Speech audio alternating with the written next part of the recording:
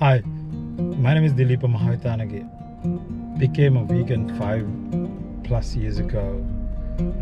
Probably 5.5 years ago. Thanks to a friend of mine, thanks to Garry Yourofsky, his interview that he was doing it in Israel. And after I watched that, I couldn't go back and doing what I was doing before. I'm originally from Sri Lanka. We have been told that, be kind, be good to animal, be gentle and don't hurt them. And not just animals, just be kind to anyone and all of that. But same time, we've been given meat and dairy and all of that, by your parents, by everyone else as well. But when I was 14, I became a vegetarian after I started studying about animals, and then I became a vegetarian. We didn't know. In Sri Lanka, we never heard. I'm talking about when I was 14. That was probably 29 years ago. I've never heard a term vegan. Even before I came to Australia, I've been here 15 years now. I never heard the term vegan. So after I came here, probably 5.5 years ago, when my friend approached me, I said, no, I don't want to go to extremes. So I'm happy to stay in the middle. And then she just gave me this clip, and I was curious to see what it is. So I watched it, and then I never knew how cruel is the dairy and all of these industries. Once again, huge thank to my friend and Garry Yourofsky. Garry, I wish you were doing activism with us, you inspire so many people around the world. So throughout this vegan journey, I met amazing people. Some of these people go beyond their compassion, and not just towards the animals, humans as well. And one of the kindest person I met is this guy I'm going to introduce to you guys, and he's amazing. He's the organizer of the Perth chapter, I think DVA, and also he's a meditation teacher at Peace Tree. He's retired, but his contribution to the society has never been stopped. And he's traveling all around the world, not just for fun. He traveled to give his time as a volunteer in African region for the conservation projects. So I'm not going to talk more about him. So let's go and see. It's an 1.5-hour drive from me to his place, but I think it's worth it. I'm pretty sure you guys will like to hear his story and his wisdom. So let's go and find out. Thank you. Hi Albert, how are you? Hi Dileepa, it's pleased to meet you. Yeah, very good to see you. So my first question for Albert is, when did you become vegan and why you became vegan? All right, it's quite a while ago. Yeah. And I was a meat eater, and but in the year 2000, I was interested in Buddhism, and it's a message of compassion and kindness, and this is for all beings. Yeah. And that's opened my eyes. And when I read Norm Phelps' book, The Great Compassion, Buddhism and Animal Rights, Okay. that was in the year 2003, Yeah. the message resonated, and immediately I became a vegetarian.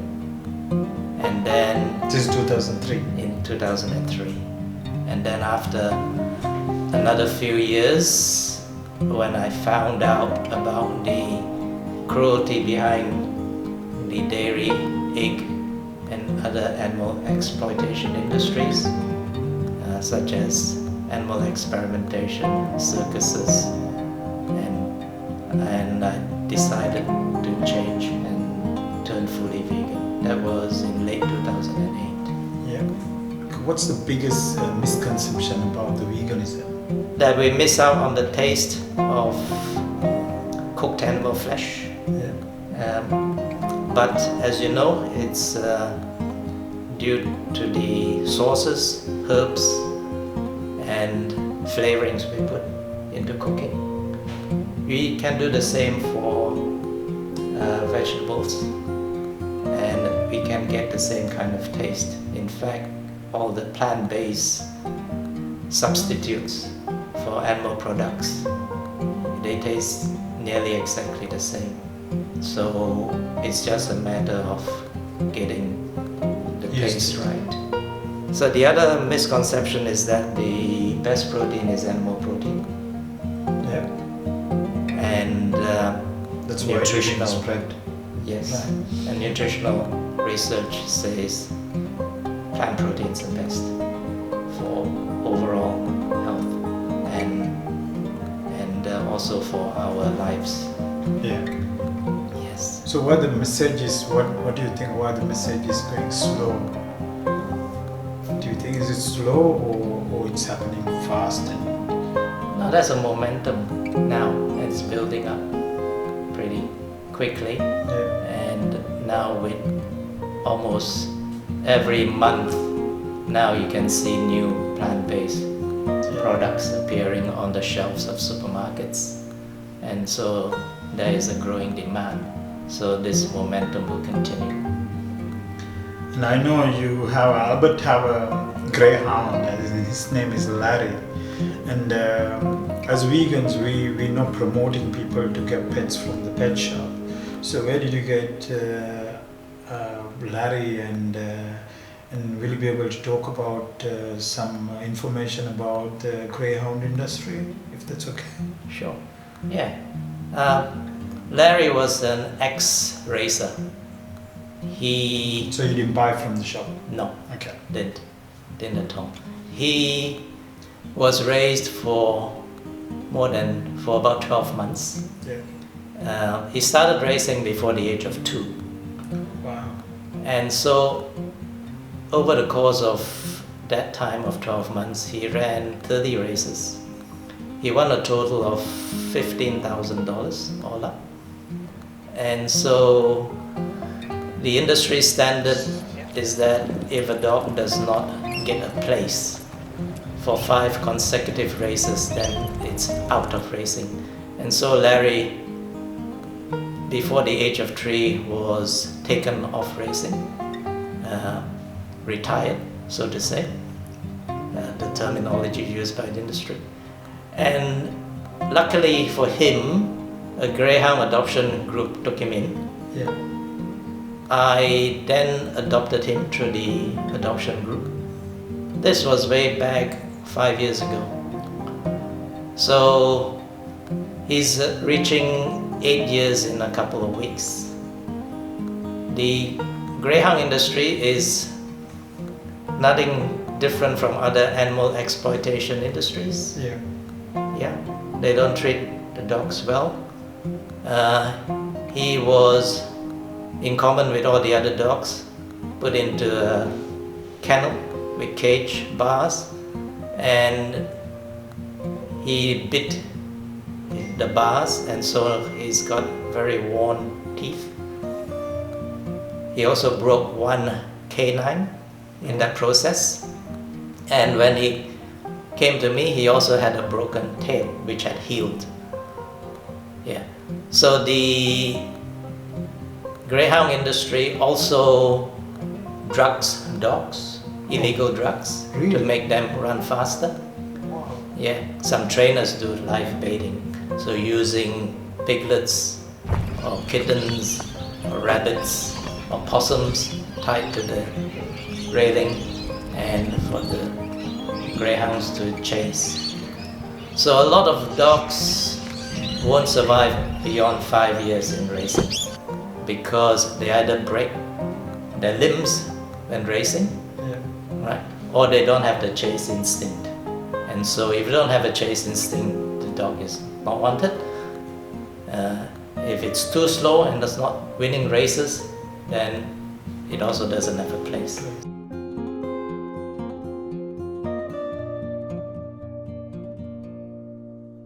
What if you didn't take Larry, what would have happened to him? He would be put to sleep in the parlance of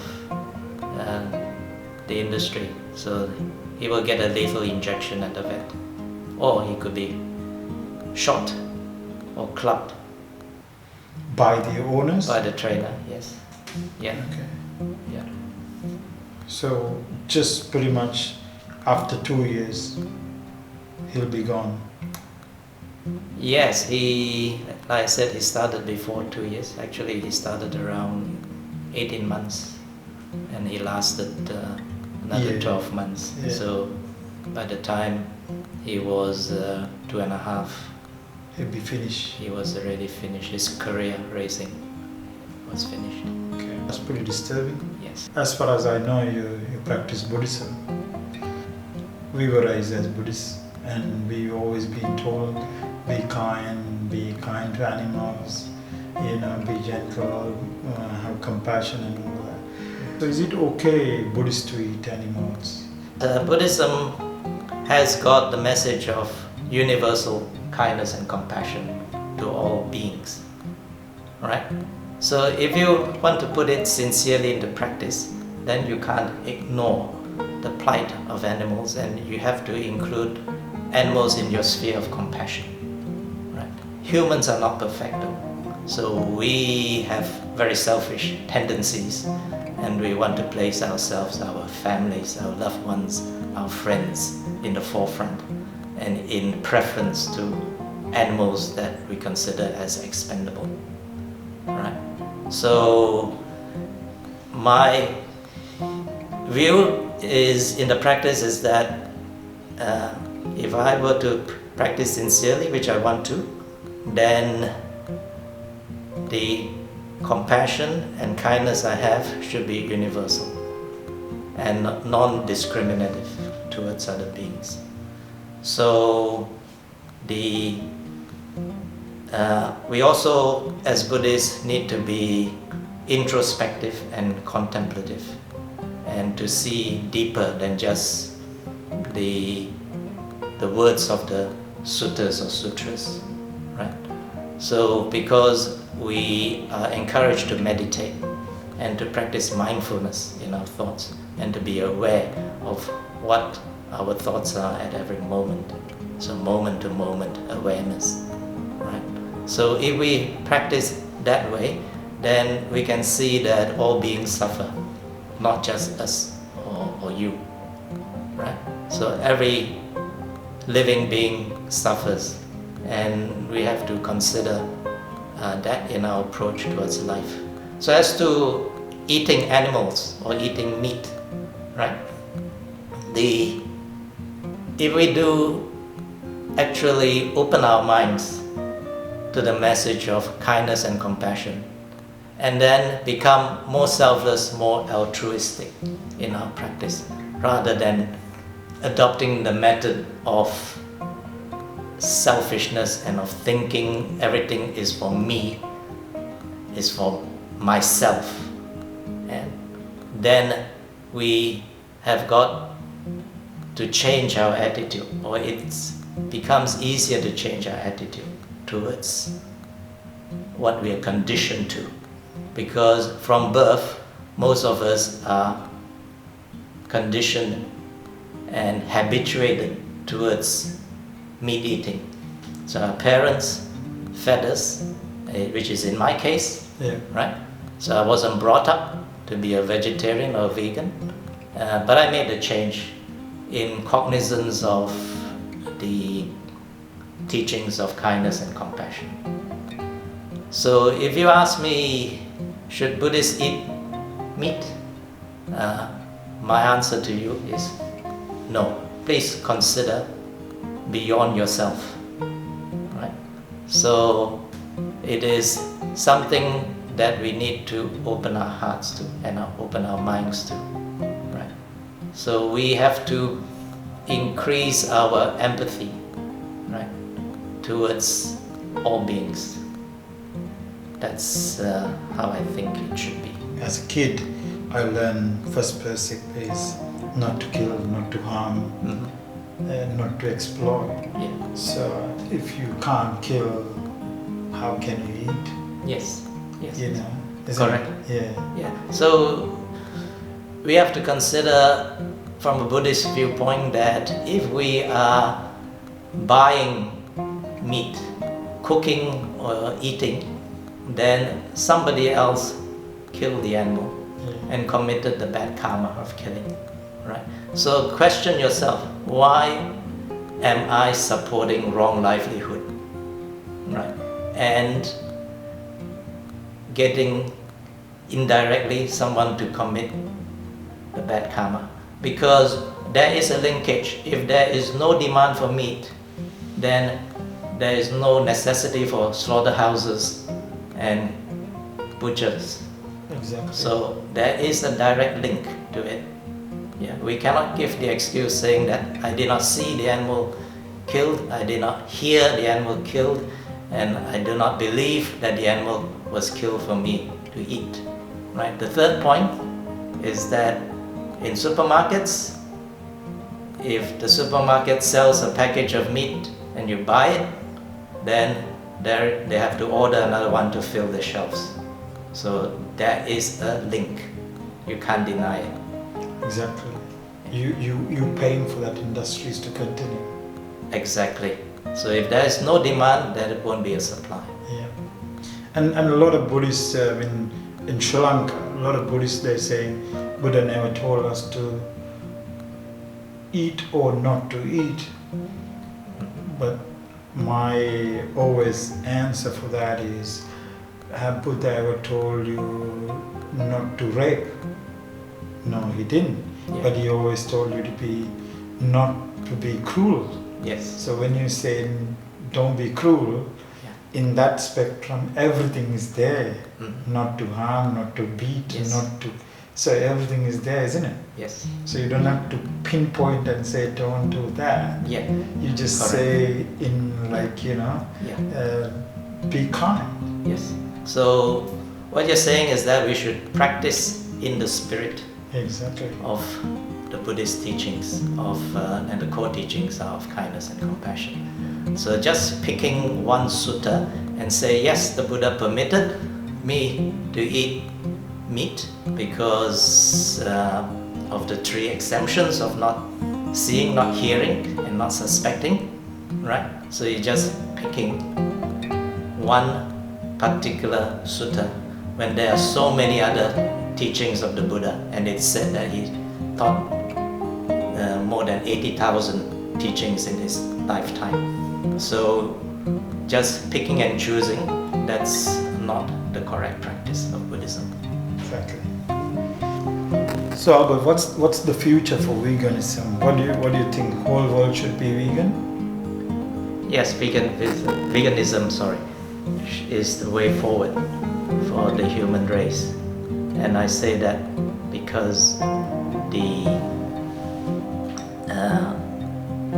consumption of meat in Australia and the US, and we are the biggest consumers, and per person it's an average of 100 kilograms of meat eaten a year. Now if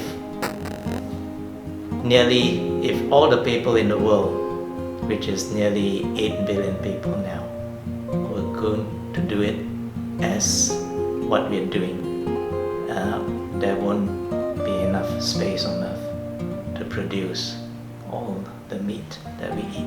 We will need another 4 more earths to do it. So clearly it's untenable. So the world or the people will have to change, or we have to change what we are eating. The other reason is that animal agriculture is highly polluting, and it produces a lot of carbon dioxide as well as methane, which comes from the ruminants such as sheep and cattle, and so which leads to global warming.